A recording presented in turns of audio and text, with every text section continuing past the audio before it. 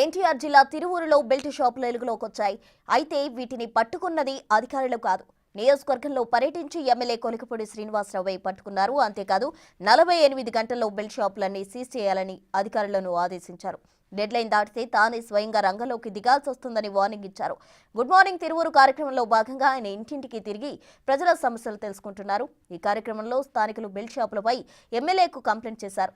దీంతో ఆయనే బెల్ట్ షాపులు పరిశీలించారు. ఇక రాష్ట్రంలో ఎక్కడా బెల్ట్ షాపులు కనిపించొద్దని సీఎం చంద్రబాబు పలుసార్లు వార్నింగ్ ఇచ్చారు.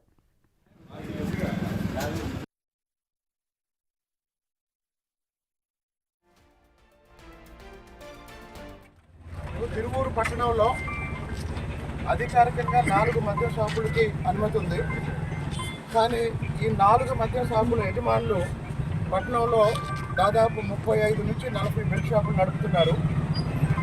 కాబట్టి తిరువూరు పట్టణంలో ఉన్న 4 మద్యం షాపుల లైసెన్స్ రద్దు చేయాలి.